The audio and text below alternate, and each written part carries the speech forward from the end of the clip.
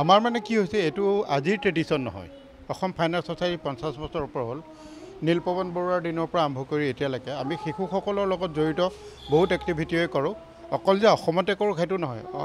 গোটেই অসমৰ উত্তৰ পূৰ্বাঞ্চলৰ আমাৰ 600 মানে চেণ্টাৰ আছে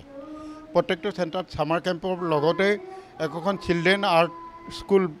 অথবা চিলড্ৰেন টেলেণ্ট ডেভেলপমেণ্ট চেণ্টাৰ আছে সেইখিনি আমি এফিলিয়েট কৰোঁ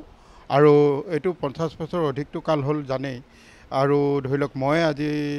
আৰ্ট কলেজৰ পৰা ৰিটায়াৰ কৰিলোঁ ইয়াতে আমাৰে ছাত্ৰ ছাত্ৰীবিলাকে এতিয়া নেক্সট জেনেৰেশ্যনে চলাই আছে এই অনুষ্ঠানটো আৰু নীলদাহঁতৰ পিছত আমি চলালোঁ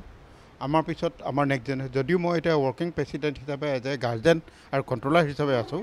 তথাপিতো একচুৱেলি চলাইছে আমাৰ নতুন জেনেৰেশ্যনটোৱে আৰু খুব ভাল এক্টিভিটি হয় ইয়াত যিখিনি ক্ৰাফ্ট আৰু যিখিনি ট্ৰেইনিং দিয়া হয় সেইখিনি ট্ৰেইনিং দি যিকোনো মানুহ চলি থাকিব পাৰে সেইখিনি মানুহ দি পেলাই নিজৰ হাতৰ বিদ্যা দিয়ে চলি থাকিব পৰা আমি কেপাচিটি এটা ডেভেলপ কৰি দিওঁ যাৰ কাৰণে যে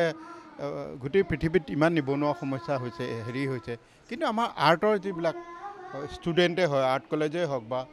আৰ্ট মানে ডিজাইন এডুকেটেড যিখিনি আমাৰ মানুহ আছে সেইখিনিৰ কাৰণে কামৰ কোনো অভাৱ নাই তেওঁলোকে কাম উলিয়াই লয় এটা কম্পিউটাৰ হাতত পালে ডিজাইনিং ছেক্টৰ এটা খুলি তেওঁলোকে কাম উলিয়াই লয় আৰু তাৰ বাহিৰেও এটা বৰ ডাঙৰ কাৰণ নহয় যে এইখিনিতে চিলড্ৰেনবিলাকৰ যে ক্ৰিয়েটিভ টেণ্ডেঞ্চিটোক আমি ডেভেলপ কৰোঁ সৃষ্টিশীল যিটো মানসিকতা ডেষ্ট্ৰাকটিভ মানসিকতা বহুত বাঢ়ি গৈছে সেই সময়তে প্ৰেৰেলি আমি ফাইট কৰিছোঁ শিশুসকলৰ মনৰ ভিতৰত মানে সৃষ্টিশীল মানসিকতা ডেভেলপ কৰোঁ তেওঁলোক হয়তো আৰ্টিষ্ট নহ'বও পাৰে কাইলৈ তেওঁলোক ইঞ্জিনিয়াৰ হ'ব ডক্টৰ হ'ব যি হ'ব কিন্তু তেওঁৰ ভিতৰত এটা শিল্পী সত্তা বাচি থাকিব যাৰ কাৰণে তেওঁ ক্ৰিয়েটিভ হৈ থাকিব কাৰণ প্ৰথম অৱস্থাতে মানৱ জাতীয় শিল্পী হিচাপেই প্ৰথম সভ্যতাৰ প্ৰথম খোজটো আৰম্ভ কৰিছিলে গুহাতে ছবি আঁকিছিলে যেতিয়া কোনো ভাষা নাছিলে এইখিনিয়ে কথা মোৰ